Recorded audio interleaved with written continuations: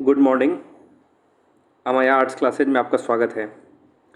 ये जो हिस्ट्री का टेस्ट है या फिर ये जो हिस्ट्री का सेट है, यह हिस्ट्री का सेट 2022 के एग्ज़ाम जो हुई थी उसकी क्वेश्चन बैंक है। इसको बारीकी से देखते हैं और हम सभी सालों के यानी जो 2012 से लेके 2023 तक जितने भी एग्ज़ाम हुए हैं सभी विषयों के हम सेट एक एक करके अपलोड कर देंगे। आप देख लीजिएगा, इसके बाहर से आपके एग्ज़ाम में एक भी सवाल नहीं जाएगा। चलिए पहला सवाल स्टार्ट करते हैं बिना रुके हुए। ये देखते हैं क्या है। चलिए पहला सवाल लिखा हुआ है कि चार्ल्स मैसेन 1826 ईस्वी में सर्वप्रथम किस टीले का उल्लेख किया था। अब जान जाइए कि चार्ल्स मैसेन एक सर्वेक्षक था, अधिकारी था, सर्वेक्षक अधिकारी था और इसने सबसे पहले जिस टीले का उल्लेख किया था वह टीला था हड़प्पा। या फिर ऐसे सवाल पूछ सकता है कि किस व्यक्ति ने या किस व्यक्ति की नज़र सबसे पहले हड़प्पा के टीले पे गई थी, तो वह जो व्यक्ति हैं उनका नाम है चार्ल्स मैसेन। तो व्यक्ति पूछ देगा तो चार्ल्स मैसेन और जगह पूछ दिया तो हड़प्पा। हड़प्पा के बारे में थोड़ा सा जान जाइए कि हड़प्पा की खोज 1921 ईस्वी में दयाराम सोहनी के द्वारा किया गया था। अब इतना याद रखिए, फिर बाद में मिलता है तो और बताते हैं। इसमें बहुत सारे सवाल बन सकते हैं, जैसे देखिएगा कालीबंगन, ये काले रंग के चूड़ियों के लिए फेमस है और ये राजस्थान जो राज्य है वहाँ में पाया जाता है, वहाँ पे था। लोथल गुजरात में है और बाकी जो ये दो जगह हैं ये दोनों पाकिस्तान में था। तो एक का आंसर हो जाएगा हड़प्पा। चलिए अगला सवाल देखते हैं। 2 नंबर सवाल है। 2 नंबर सवाल देखिएगा क्या है कि 2 नंबर सवाल है कि हड़प्पा सभ्यता में प्राप्त अवतल चक्की पर किस पुराविद ने प्रकाश डाला था, यानी किसने बताया था कि अवतल चक्कियाँ भी जो होती थी वह सिंधु घाटी सभ्यता की प्रमुख फसलों जैसे गेहूं को मतलब वैसे करने के लिए उसकी व्यवस्था होती थी। तो अर्नेस्ट मैके, याद रख लीजिएगा, अर्नेस्ट मैके जो थे उन्होंने बताया था कि हड़प्पा सभ्यता फसलों को पीस कर भी खाती थी, पीसने की व्यवस्था भी थी, अवतल चक्कियों के भी साक्ष्य प्राप्त हुए हैं। तो अर्नेस्ट मैके ने बताया था कि हड़प्पा सभ्यता से ये प्राप्त हुआ है। व्यक्ति के नाम आपको याद रखने इंपॉर्टेंट है, याद रखिएगा। ये 3 नंबर सवाल देखते हैं। 3 नंबर सवाल है कि राय बहादुर दयाराम सोहनी ने कहाँ उत्खनन करवाया था।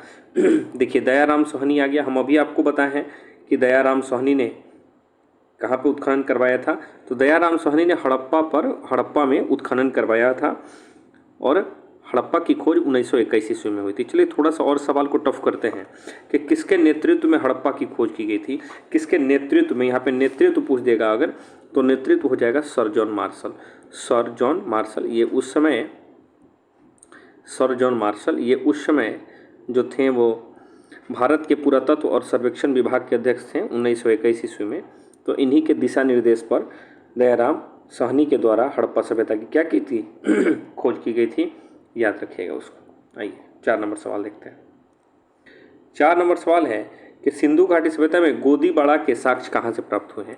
या तो वो गोदीबाड़ा पूछ दे या फिर बंदरगाह पूछ दे, याद रख लीजिएगा। या तो गोदीबाड़ा पूछे चाहे बंदरगाह पूछे, तो सिंधु सभ्यता में गोदीबाड़ा के साक्ष्य लोथल से प्राप्त हुए हैं और लोथल भोगवा नदी के किनारे स्थित था। राज्य पूछेगा तो गुजरात, अगर व्यक्ति का नाम पूछ दिया तो रंगनाथ राव, याद रख लीजिएगा रंगनाथ राव, ये सभी लोथल से संबंधित है। चलिए 5 नंबर सवाल देखते हैं। देखिए आ भी गया सवाल।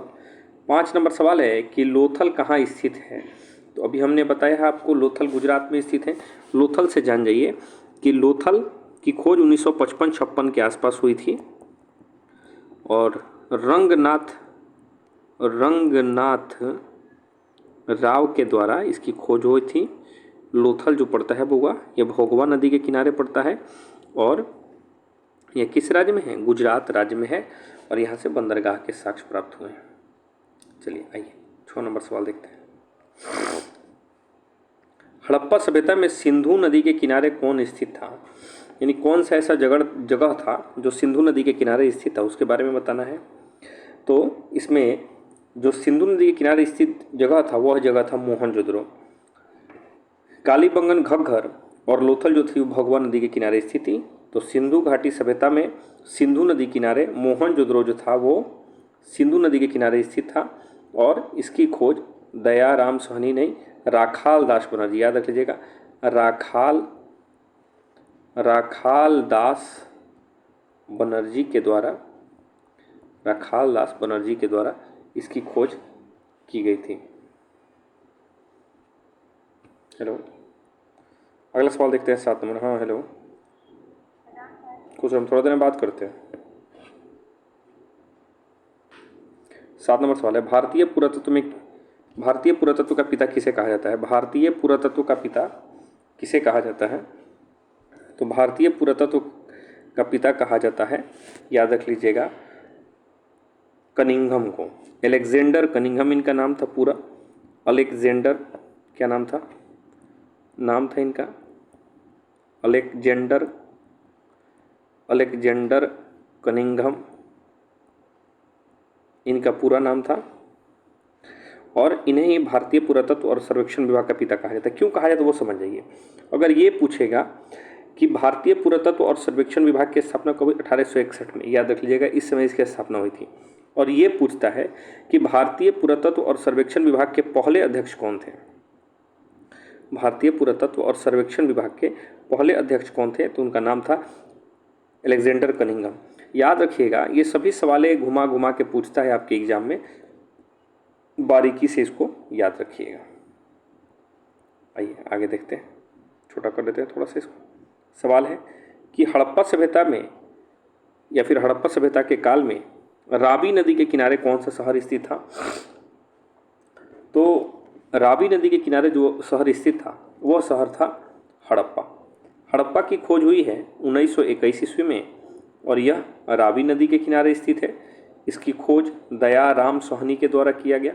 दयाराम सोहनी के द्वारा हड़प्पा की खोज की गई थी, याद रखिएगा आप लोग। ये इसमें जो एक कालीबंगन है, याद रख लीजिए, काले रंग के चूड़ियों के लिए फेमस है। किसके लिए? काले रंग के चूड़ियों के लिए यह फेमस है कालीबंगन, जो राजस्थान राज्य में पाया जाता है राजस्थान राज्य में, याद रख लीजिएगा। इस प्रश्न का आंसर हड़प्पा हो जाएगा। 9 नंबर सवाल देखते हैं। 9 नंबर सवाल, सिंधु घाटी सभ्यता में विशाल स्नानगार के साक्ष्य कहाँ से प्राप्त हुए हैं? विशाल स्नानगार के साक्ष्य जो प्राप्त हुए मोहनजोदड़ो से प्राप्त हुए हैं। अगर पूछता है बुआ कि मृतकों का टीला, याद रख लीजिएगा, मृतकों का टीला या फिर मृतकों के टीला के नाम से कौन जाना जाएगा? तो मोहनजोदड़ो जाना जाएगा। पूछेगा कि कांसे की नर्तकी कहाँ से प्राप्त हुई है? तो मोहनजोदड़ो से प्राप्त हुआ है। पूछेगा पुजारी की मूर्ति कहाँ से प्राप्त हुई है? तो मोहनजोदड़ो से प्राप्त हुआ है। तो इस प्रश्न का आंसर हो जाएगा मोहनजोदड़ो, जहाँ से विशाल स्नानगार और विशाल अन्नानगार ये दोनों प्राप्त हुए हैं, याद रख लीजिएगा। मोहनजोदड़ो इसका आंसर हो जाएगा। अगर वीडियो की क्वालिटी आप में अच्छी नहीं आ रही है तो आप क्या कीजिए, उसकी क्वालिटी कम कर लीजिए और आवाज़ को सुनिएगा, उससे काम चला जाएगा। 10 नंबर सवाल देखते हैं। 10 नंबर सवाल है, कलकत्ता में एशियाटिक सोसाइटी ऑफ बंगाल की स्थापना किसने की थी? तो कलकत्ता में एशियाटिक सोसाइटी ऑफ बंगाल की स्थापना विलियम जोन्स ने की थी 1784 ईस्वी में, याद रख लीजिएगा। 1784 ईस्वी ज़्यादा इंपॉर्टेंट है। तो 1784 ईस्वी में Calcutta Asiatic Society of Bengal की स्थापना हुई थी। 11 नंबर सवाल है, आइए देखते हैं। 11 नंबर सवाल है, फूट डालकर विजय प्राप्त करने वाला या फिर फूट डालकर शासन करने वाला प्रथम राजा कौन था? तो प्रथम राजा जो फूट डालकर अपना शासन करता था उसका नाम था अजातशत्रु। अजातशत्रु हर्यक वंश का राजा था, याद रख लीजिएगा। अजातशत्रु हर्यक वंश का राजा था और यह बिंबिसार का पुत्र था। किसका पुत्र था? अजातशत्रु बिंबिसार का पुत्र था और इसने अपने पिता को मारकर गद्दी पर बैठा था। किसको मारकर? पिता को मारकर। तो बिंबिसार की हत्या भी अजातशत्रु ने कर दी थी और गद्दी पर भी बैठ गया था, याद रखिएगा। अगर एक और एकदम मस्ट VBI सवाल है कि पहली बौद्ध संगीति किसके समय हुई है? बहुत VBI सवाल है। तो पहली बौद्ध संगीति बउआ अजातशत्रु के समय हुआ है। 483 ईस्वी में हुआ है और अगर जगह पूछ दे तो राजगीर में हुआ है। ये सभी काम अजातशत्रु के समय ही हुआ है, इसीलिए अजातशत्रु क्या है? इम्पोर्टेंट है, आप इसको याद कर लीजिएगा। चलिए आगे बढ़ते हैं, अगला सवाल देखते हैं। नहीं समझ में आएगा आप स्क्रीनशॉट ले लीजिए, बातों को सुनते रहिएगा, काम मुझसे चल जाएगा। 12 नंबर सवाल है, सर्वप्रथम हुनों को परास्त करने का श्रेय किसे जाता है? सर्वप्रथम जो है हुनों को परास्त करने का श्रेय जो जाता है वह जाता है अस्कंदगुप्त को। किसको जाता है? अस्कंदगुप्त को। ये गुप्त वंश का राजा था। किस वंश का राजा था? गुप्त वंश का राजा था। और इसने लगभग 30-40 बार, जितनी बार हुनों का आक्रमण हुआ है उतनी बार इसने लगभग हर एक बार मतलब 100% इसने हुनों को परास्त किया है। तो अगर पूरा पूछे तो पूरा भी, अगर ये पूछे परास्त की बात पूछे तो भी, अस्कंदगुप्त वंश पूछे तो गुप्त वंश का ये राजा था। किस शिलालेख से अशोक द्वारा कलिंग विजय का पता चलता है? किस शिलालेख से अशोक द्वारा कलिंग विजय का पता चलता है? तो अशोक के 13वें शिलालेख से कलिंग युद्ध का पता चलता है, इसीलिए इसका 13वें शिलालेख हो जाएगा। ज़्यादा डिस्क्रिप्टिव नहीं कर रहे हैं, नहीं तो वीडियो काफ़ी बड़ा हो जाएगा। 100 नंबर के प्रश्न है। अगला सवाल है, कौटिल्य द्वारा रचित ग्रंथ का क्या नाम है? तो कौटिल्य द्वारा रचित पुस्तक का जो नाम है वह मेघदूत, इंडिका, अर्थशास्त्र या मालवी अग्निमित्रम। इसमें जो कौटिल्य के द्वारा रचित पुस्तक है वो है अर्थशास्त्र। क्या है? अर्थशास्त्र। कौटिल्य हो जाए या फिर चाणक्य हो जाए, इनके द्वारा पुस्तक का जो नाम है वो अर्थशास्त्र है। इसमें जो मेघदूतम और मालविक अग्निमित्रम ये दोनों कालिदास की पुस्तक है। और जो इंडिका है वो मेगस्थनीज की पुस्तक है। याद कर लीजिएगा, इंडिका जो है वो मेगस्थनीज की पुस्तक है, मेगस्थनीज के द्वारा लिखा गया है। आइए 15 नंबर सवाल देखते हैं। आही गया सवाल, निम्नलिखित में से मेगस्थनीज द्वारा लिखित पुस्तक कौन सी है? तो मेगस्थनीज द्वारा लिखित पुस्तक का नाम इंडिका है, जो मौर्य वंश के राजा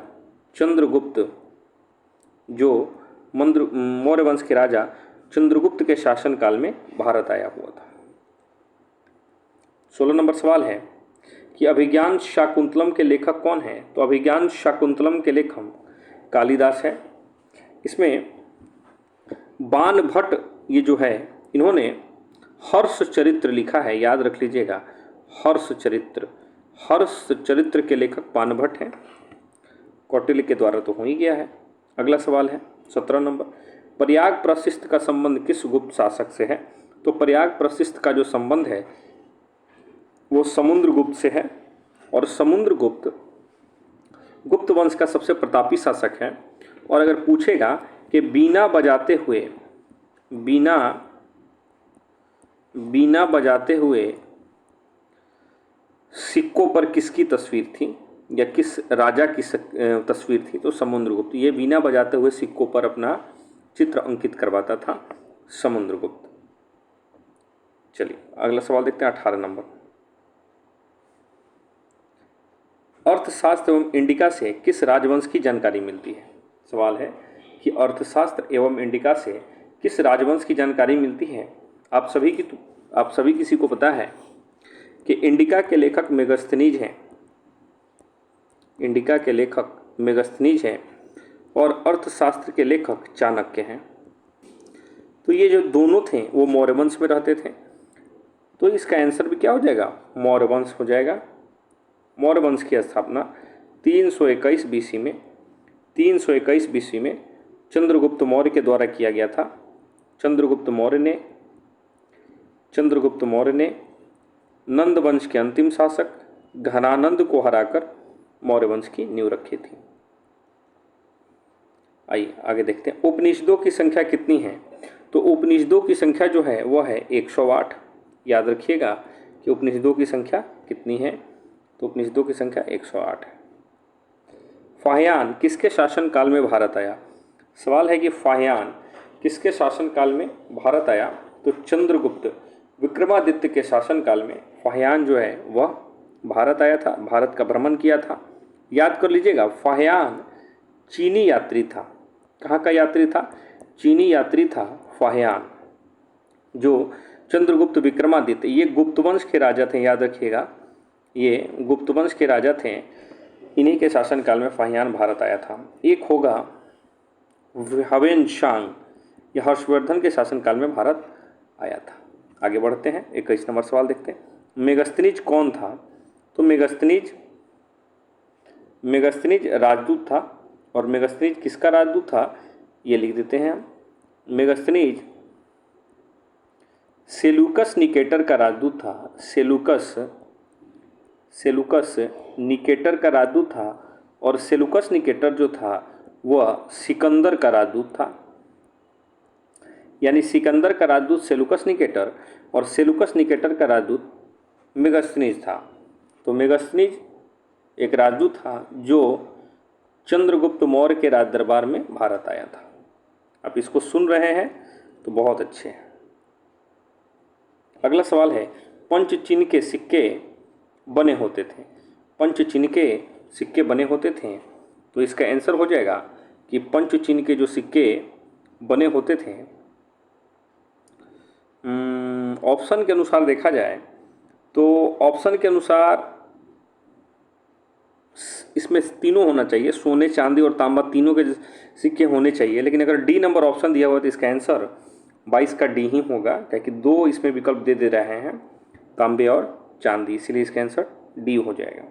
23 नंबर सवाल देखते हैं। भीष्म को और क्या कहा जाता था? भीष्म को क्या कहा जाता था? 3 नंबर अध्याय से ये सवाल है हिस्ट्री का कि भीष्म को क्या कहा जाता था।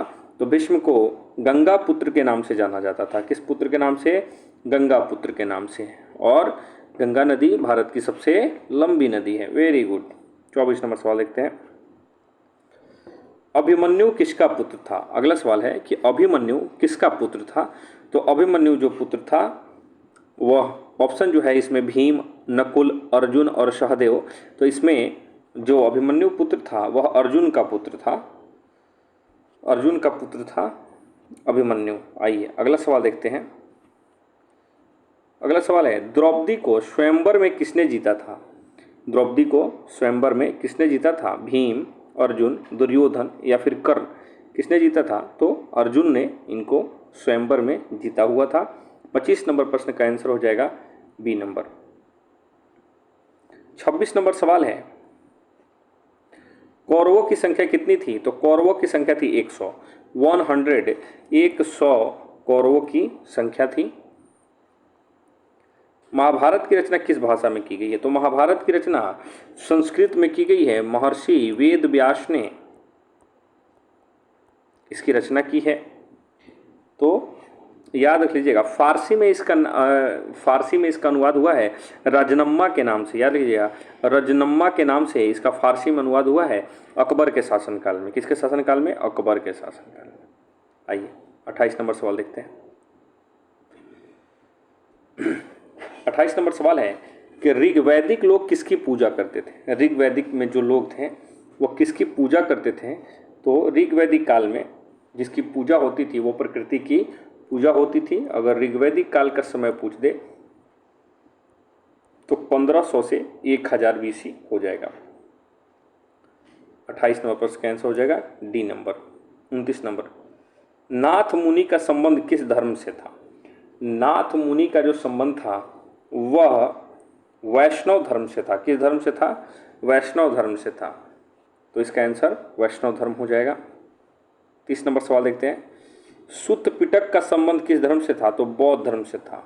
बौद्ध धर्म में 3 पिटक का त्रिपिटक की चर्चा की गई है। याद रख लीजिएगा, त्रिपिटक की चर्चा बौद्ध धर्म में की गई है। 1 नंबर में है सुत्त पिटक, 2 नंबर में है विनय पिटक और 3 नंबर में है अभिधम्म पिटक। ये याद कर लीजिएगा। तो सुत्त पिटक इसका आंसर है। ये दोनों भी पूछ सकता है। अगला सवाल है कि महात्मा बुद्ध के बचपन का नाम क्या है? तो इनके बचपन का नाम है सिद्धार्थ। 563 BC में नेपाल के तराई क्षेत्र लुम्बिनी में इनका जन्म हुआ था। गौतम बुद्ध का बचपन का नाम था सिद्धार्थ। प्रथम बौद्ध संगीति किस शासक के समय हुई थी? अभी हमने बताया है कि प्रथम बौद्ध संगीति अजातशत्रु के समय 483 बीसी में राजगीर में हुआ है।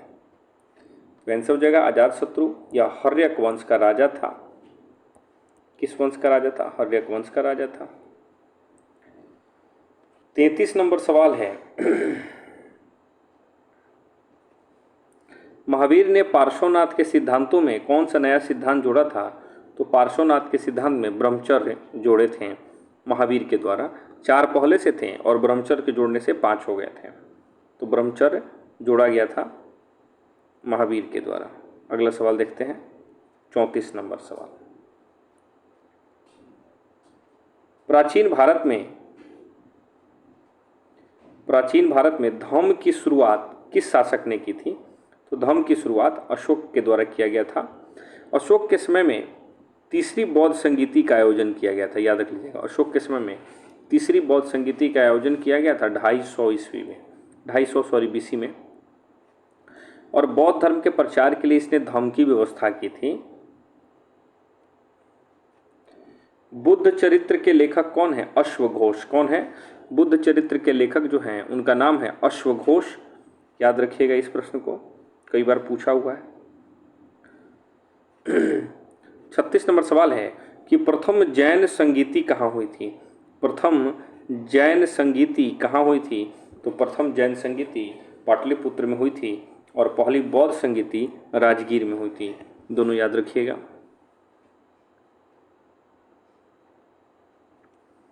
37 नंबर सवाल है पावापुरी का संबंध किस धर्म से है? तो पावापुरी का संबंध जो है उसमें ऑप्शन के अनुसार जैन धर्म हो जाएगा। पावापुरी जैन धर्म का संबंध है, महावीर से संबंध है इनका। कादंबरी के लेखक कौन है? कादंबरी के लेखक कौन है? तो कादंबरी के जो लेखक हैं उनका नाम है बाणभट्ट। क्या नाम है? बाणभट्ट। तो कादंबरी के लेखक कौन है? बाणभट्ट हैं। बांसवाना किस आंदोलन को शुरू किए थे? 39 नंबर सवाल है। ये सभी विजयनगर से संबंधित है। वीर शैव लिंगायत। बांसवाना एक ब्राह्मण जाति के थे। वीर शैव लिंगायत इसका आंसर हो जाएगा। 40 नंबर सवाल देखते हैं, आईने अकबरी कितने भागों में विभक्त है? आईने अकबरी 5 भागों में विभक्त है। आईने अकबरी के अनुसार भूमि को कितने भागों में बांटा गया है? तो आईने अकबरी के अनुसार भूमि को जो है वह 4 भागों में बांटा गया है। चच्चर, बंजर, उपजाऊ, परती, 4 भागों में बांटा गया है। टोडरमल अकबर के दरबार में क्या थे? तो टोडरमल अकबर के दरबार के वित्त मंत्री होते थे। सेनापति का अगर नाम पूछ दे अकबर के समय में कौन सेनापति थे, तो आप लोग कमेंट करके बताइए कि अकबर के सेनापति का क्या नाम था। 43 नंबर सवाल देखते हैं, आईने अकबरी में किसके शासन का वर्णन है? यानी आईने अकबरी में किसके शासन का वर्णन है? तो आईने अकबरी तो पूरा ही हुआ था अकबर के समय में ही। अबुल फजल के द्वारा लिखा गया है। किसके द्वारा लिखा गया? अबुल फजल के द्वारा। इन्हीं के दरबार में रहते थे। तो ये क्या आंसर हो जाएगा? अकबर आंसर हो जाएगा इसका। 44 नंबर सवाल है कि कुतुब मीनार कहाँ स्थित है?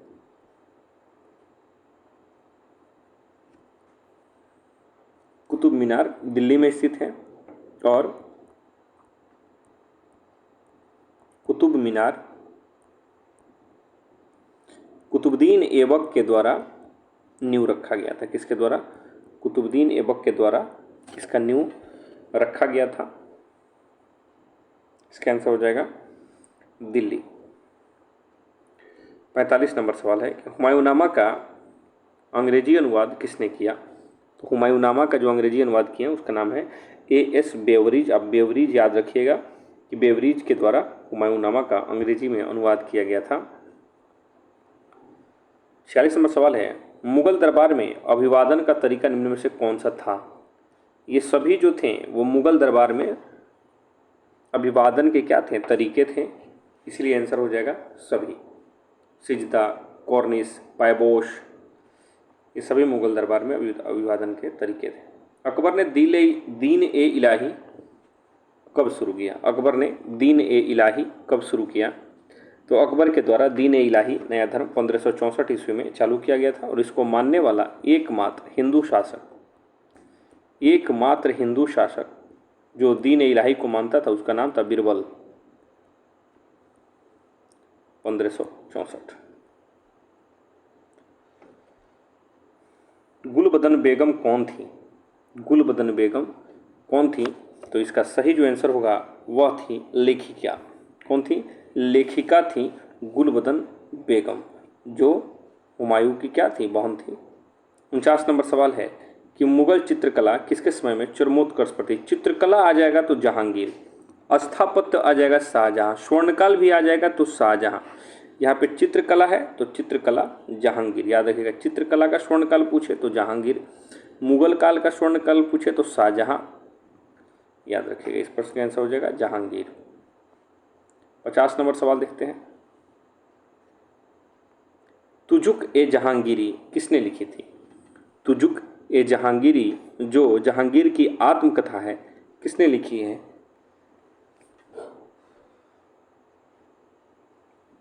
जहांगीर ने खुद ही अपनी आत्मकथा लिखी थी, इसलिए इसका आंसर जहांगीर हो जाएगा। अगला सवाल देखते हैं 51 नंबर। 51 नंबर सवाल है कि मुमताज महल किसकी पुत्री थी?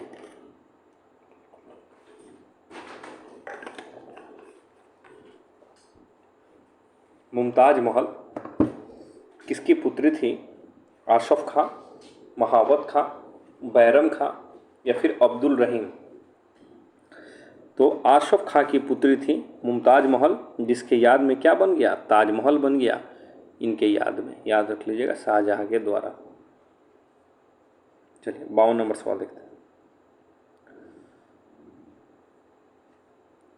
औरंगजेब ने अपने जीवन के अंतिम भाग भारत के किस क्षेत्र में व्यतीत किए थे? तो ये जो व्यतीत किए थे भारत के दक्षिण भाग में इन्होंने अपना अंतिम समय व्यतीत किया था। 52 का हो जाएगा सी नंबर।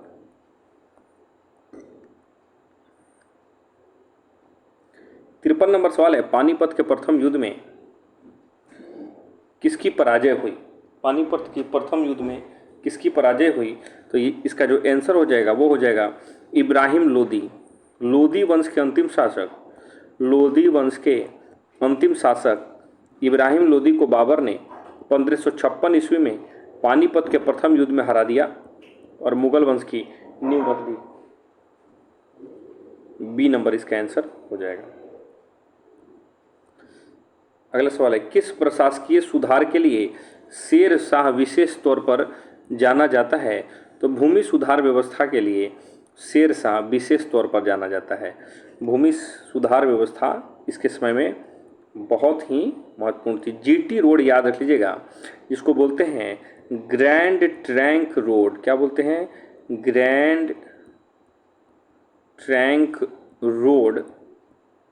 जीटी रोड किसके द्वारा बनवाया गया? कलकत्ता से पाकिस्तान तक तो शेर शाह सूरी के द्वारा बनाया गया था। 55 नंबर सवाल देखते हैं। ताजमहल किसकी याद में बनवाया गया? अभी तो बताया गया है कि ताजमहल जो है मुमताज की याद में बनवाया गया। और किसकी पुत्री थी? आशफ खां की पुत्री थी। ये आशफ खां की पुत्री थी। किसके द्वारा बनवाया गया है? तो शाहजहां के द्वारा बनवाया गया है। हुमायूं का मकबरा कहाँ स्थित? हुमायूं बाबर का पुत्र था और पूरे मुगल वंश का एकमात्र ऐसा राजा था हुमायूं जो अपने साम्राज्य का विस्तार अपने भाइयों में किया हुआ था। हुमायूं जो है बाबर का पुत्र था और इसका मकबरा दिल्ली में था। चौगान यानी पोलो खेलते समय मृत्यु इसकी हो गई थी। आइए देखते हैं। हरिहर और बुक्का कब विजयनगर साम्राज्य की स्थापना की? तो 1336 ईस्वी में विजयनगर की साम्राज्य की स्थापना हरिहर और बुक्का नामक दो भाइयों ने किया था। याद रखिएगा, विजयनगर साम्राज्य की राजधानी थी हम्पी और यह तुंगभद्रा नदी के किनारे स्थित थी। तुंगभद्रा नदी के किनारे स्थित थी। 58 नंबर देखिए, हम्पी किस राज्य से संबंधित है? अभी सवाल आ गया। तो हम्पी किस राज्य से संबंधित है? तो हम्पी विजयनगर राज्य से संबंधित था। हरिहर और बुक्का ने इनकी खोज की थी। अगला सवाल है, अयंगर व्यवस्था। अयंगर व्यवस्था संबंधित थी, प्रशासनिक व्यवस्था थी ये। अयंगर व्यवस्था किससे संबंधित थी? विजयनगर साम्राज्य से ये संबंधित थी। याद रखिएगा, इसका आंसर विजयनगर हो जाएगा। सवाल है, विजयनगर साम्राज्य के द्वारा दिया जाने वाला सेवा के लिए दिए जाने वाला भूमिदान क्या कहलाता है? अमराम कहलाता है। इसका आंसर डी नंबर होगा, देख लीजिएगा आप लोग।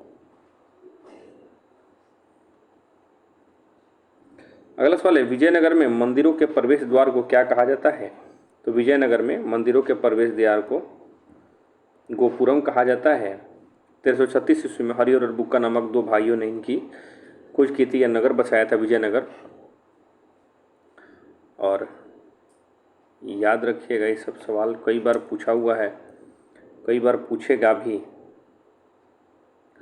अगला सवाल है, महाराष्ट्र के संत कौन थे? तो महाराष्ट्र के संत का नाम था तुकाराम, रामदास, ज्ञानेश्वर, यानी सभी। ये सभी कहाँ के संत थे? सभी ये महाराष्ट्र के संत थे। अगला सवाल देखते हैं, 62 नंबर। दादू का संबंध कहाँ से था? तो दादू का संबंध जो था वह बंगाल से था। कहाँ से था? बंगाल से था दादू का संबंध। याद रख लीजिए, मुस्लिम थे एक। अगला सवाल है, शंकराचार्य का मत था अद्वैतवाद, द्वैतवाद, भेदवाद या फिर द्वैतवाद। तो शंकराचार्य का जो संबंध था वह अद्वैतवाद से था। ये प्रश्न का सही आंसर हो जाएगा अद्वैतवाद। बी नंबर इसका सही आंसर हो जाएगा। 65 नंबर सवाल देखते हैं, काशी में किस प्रसिद्ध संत का जन्म हुआ था? तो काशी में जिस प्रसिद्ध संत का जन्म हुआ था उसमें 4 ऑप्शन हैं, मीरा, गुरु नानक, कबीर या वल्लभाचार्य। तो काशी में कबीर का जन्म काशी में हुआ था। आंसर इसका हो जाएगा बी नंबर। गुरु नानक का जन्म कहाँ हुआ था? तो गुरु नानक का जन्म तलवंडी में हुआ था, जो वर्तमान में पाकिस्तान में पड़ता है। ननकाना साहब के नाम से ये जाना जाता है अभी वर्तमान में। तो गुरु नानक का जन्म तलवंडी में हुआ था। 67 नंबर सवाल है, 67, कि अजमेर स्थित मोइनुद्दीन चिश्ती की दरगाह सर्वप्रथम कौन सुल्तान गया था? सवाल है, अजमेर में स्थित मोइनुद्दीन चिश्ती की दरगाह पर सर्वप्रथम कौन सा सुल्तान गया था? इस प्रश्न का आंसर आपके सामने है, बलबन, अकबर, मोहम्मद बिन तुगलक या फिर अलाउद्दीन खिलजी।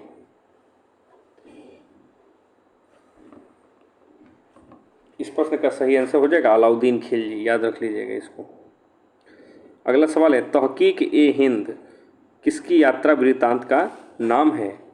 तो अलबरूनी के यात्रा वृत्तांत का नाम है तहकीक ए हिंद। महमूद गजनी के साथ ये भारत आया हुआ था अलबरूनी, जो काफ़ी योग्य और शिक्षित व्यक्ति था अलबरूनी। इसी के यात्रा वृत्तांत का क्या नाम है?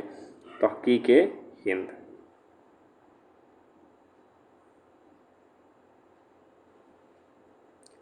अगला सवाल है,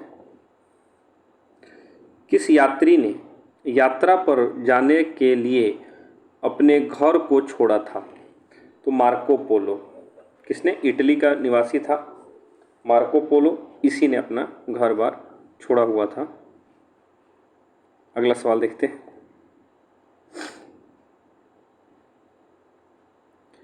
कैप्टन हॉकिंस। सवाल है, कैप्टन हॉकिंस किस देश का निवासी था? फ्रांस, ईरान, पुर्तगाल या फिर इंग्लैंड। इस प्रश्न का सही आंसर क्या होगा बताइए। तो इस प्रश्न का सही जो आंसर होगा वो होगा इंग्लैंड, यानी ब्रिटेन का यह निवासी था। ये एक नाविक था, नाम था इसका हॉकिंस, और उस नाव का यह संचालन करता था इसीलिए इसको कैप्टन हॉकिंस के नाम से जाना जाता है। सबसे पहले मुगल दरबार में आया था ये आज्ञा पत्र प्राप्त करने, व्यापार करने के लिए। आइए देखते हैं। 71 नंबर सवाल है कि मद्रास में मुनरों ने भूमि की व्यवस्था के लिए कौन सी व्यवस्था शुरू की थी? तो रैयतवाड़ी व्यवस्था जो है वह मद्रास में मुनरों के द्वारा शुरू किया गया था सबसे पहले। तो इस प्रश्न का जो आंसर हो जाएगा कि भूमि व्यवस्था के लिए कौन सी व्यवस्था मुनरों के द्वारा चालू किया गया था, तो उसका नाम था रैयतवाड़ी। आइए आगे बढ़ते हैं। 72 नंबर सवाल है अस्थाई बंदोबस्त किस स्थान से जुड़ा हुआ है? तो अस्थाई बंदोबस्त जो है वह बंगाल से जुड़ा हुआ है। याद रखिएगा इसको कि बंगाल से जुड़ा हुआ है अस्थाई बंदोबस्त। फ्रांसिस बुकानन क्या था? तो फ्रांसिस बुकानन एक सर्वेक्षक था। आंसर इसका डी नंबर हो जाएगा। 74 नंबर सवाल है, देखिए 74 नंबर सवाल है कि संथाल विद्रोह का संबंध किस राज्य से था? अब इसका वर्तमान में देखा जाएगा तो झारखंड हो जाएगा, और झारखंड इसमें है नहीं, लेकिन झारखंड पहले बंगाल का हिस्सा था। झारखंड बिहार का था, बिहार से पहले भी बंगाल का था। तो इसका आंसर अगर देखिएगा तो इसका आंसर बंगाल ही होगा। जब तक अगर झारखंड देता या फिर वर्तमान में पूछ देता तब इसका झारखंड लिखेंगे। सभी किसी को पता है 1855-56 में संथाल विद्रोह हुआ था। वर्तमान में झारखंड, अगर झारखंड नहीं है तो बंगाल हो जाएगा इसका सही आंसर। बिरसा मुंडा ने कौन सा विद्रोह किया था? अगला सवाल है कि बिरसा मुंडा ने कौन सा विद्रोह किया था? तो बिरसा मुंडा ने काफ़ी ज़्यादा एक्टिव तौर पर उलगुलान विद्रोह का नेतृत्व किया था, और इसी विद्रोह को मुंडा विद्रोह के नाम से भी जाना जाता है। ये सभी क्षेत्र जो था वो रांची वाला जो क्षेत्र था, झारखंड की राजधानी थी, यहाँ से इन लोगों ने इस विद्रोह का क्या किया था? नेतृत्व किया था, संचालन किया था, उलगुलान विद्रोह या फिर मुंडा विद्रोह। अगला देखते हैं, सिद्धू और कान्हू का संबंध किस विद्रोह से था? तो सिद्धू और कान्हू का जो संबंध था वह संथाल विद्रोह से था। किस विद्रोह से था? संथाल विद्रोह से था, 1855 से 56, अभी बताया हमने।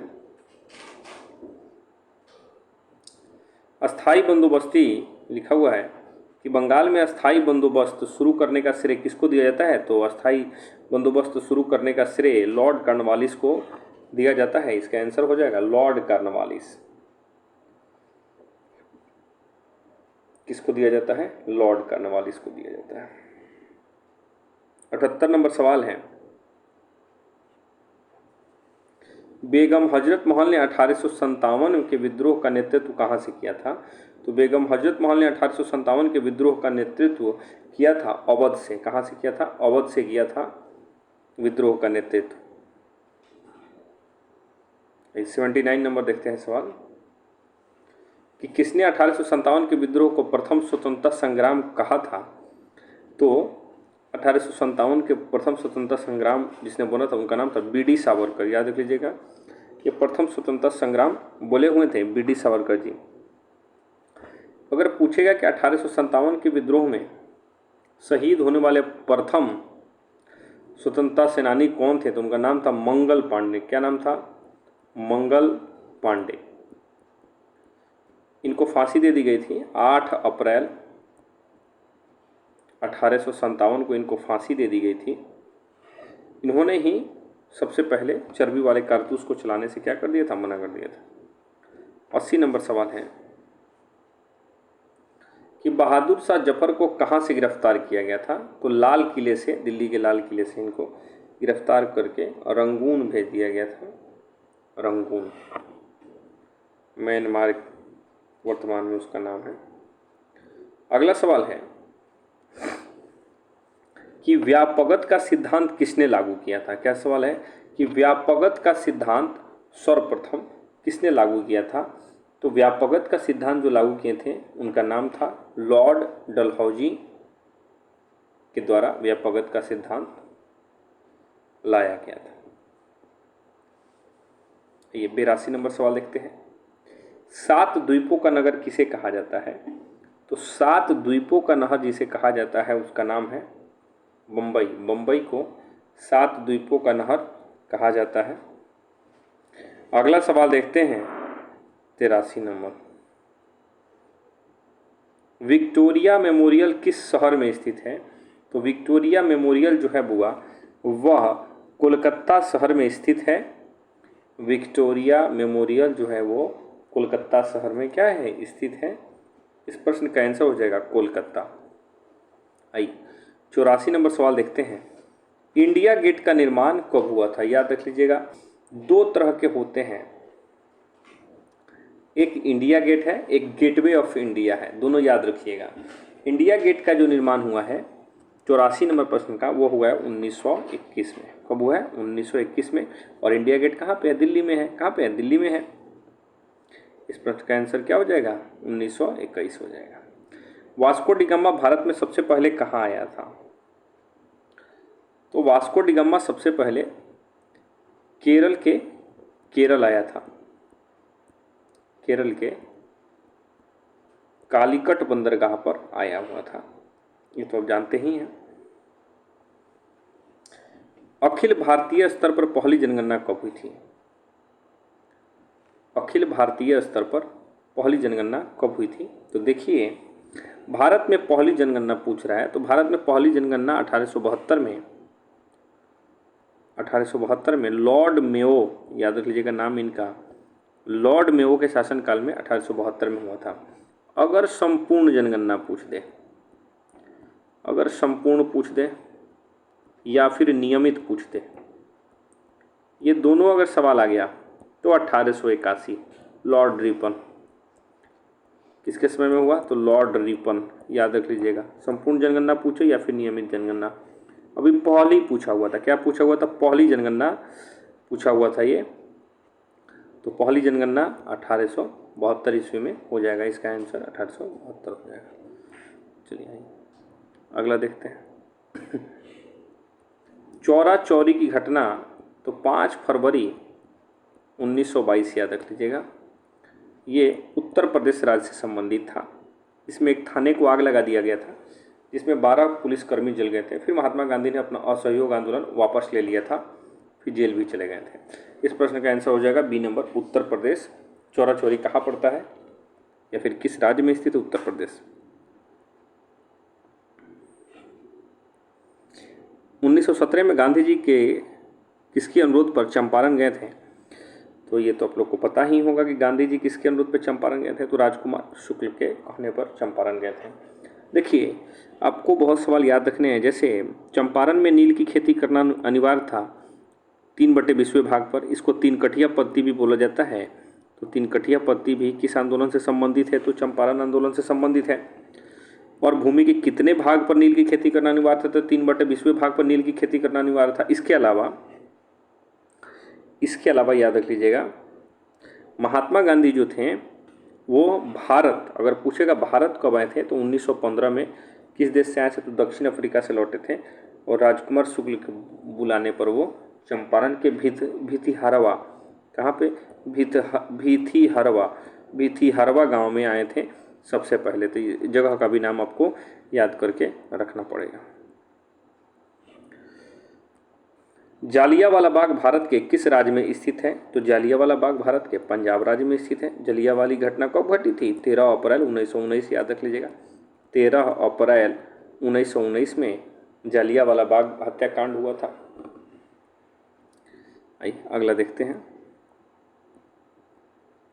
काला कानून किसे कहा गया था? तो रॉलेट एक्ट को काला कानून कहा गया था 1919 ईस्वी में। यह आया हुआ था। यह बिना अपील, बिना वकील और बिना दलील कि आपको कभी भी किसी भी समय गिरफ्तार किया जा सकता है। इसके लिए आप वकील भी नहीं रख सकते थे, इसके लिए आप अपील भी नहीं कर सकते और दलील भी नहीं रख सकते थे। इसीलिए रॉलेट एक्ट को काला कानून का नाम दिया गया है।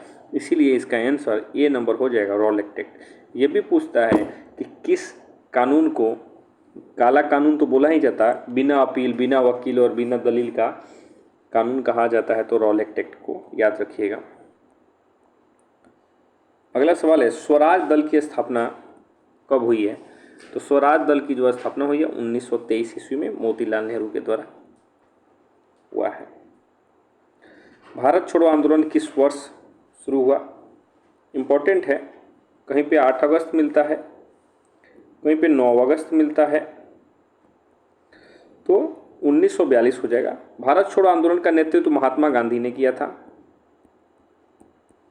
फिर महात्मा गांधी को जेल में डाल दिया गया था, फिर 1944 में महात्मा गांधी वहाँ से छूटे थे, याद रख लीजिएगा। इसी आंदोलन में महात्मा गांधी ने करो या मरो का नारा दिया था, करो या मरो का नारा महात्मा गांधी ने दिया था। और इसी आंदोलन में सुभाष चंद्र बोस ने दिल्ली चलो का नारा दिया था, दिल्ली चलो का नारा सुभाष चंद्र बोस ने इसी आंदोलन में दिया था। आइए 93 नंबर सवाल देखते हैं। सिंगापुर में सुभाष चंद्र बोस ने किसका गठन किया था? तो सिंगापुर में सुभाष चंद्र बोस ने जिसकी स्थापना किया था वह है आज़ाद हिंद फौज की स्थापना सुभाष चंद्र बोस के द्वारा कहाँ पे किया गया है? तो जगह का नाम याद रखना इंपॉर्टेंट है, सिंगापुर। 1938 से 1939 में भारतीय राष्ट्रीय कांग्रेस के अध्यक्ष कौन बने थे? तो सुभाष चंद्र बोस बने थे। फिर सुभाष चंद्र बोस हरिपुरा याद रख लीजिएगा और त्रिपुरी, ये दोनों जगह था जहाँ पर सुभाष चंद्र बोस भारतीय राष्ट्रीय कांग्रेस के अध्यक्ष बने थे। लेकिन सवाल ये आता है कि भारतीय राष्ट्रीय कांग्रेस पे जब सुभाष चंद्र बोस हटे तो फिर कौन बने? 39 में तो छोड़ दिए थे, तो छोड़ने के बाद राजेंद्र प्रसाद याद रख लीजिएगा। लेकिन इस प्रश्न का आंसर हो जाएगा सुभाष चंद्र बोस।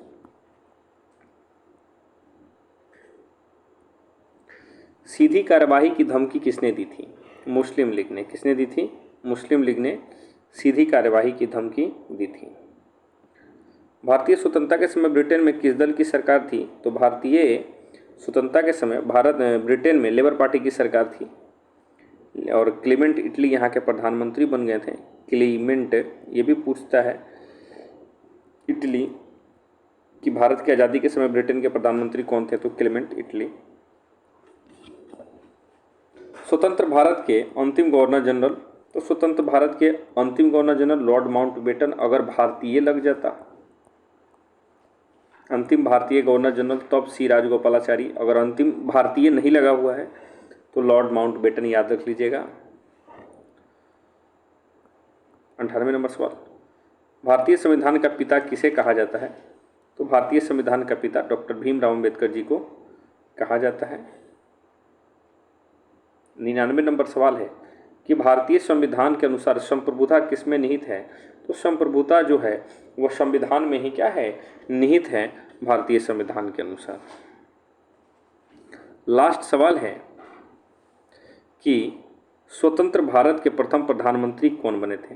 सरदार पटेल? नहीं, तो गृह मंत्री थे, ये तो गृह मंत्री थे। राजेंद्र प्रसाद? नहीं, ये तो राष्ट्रपति थे।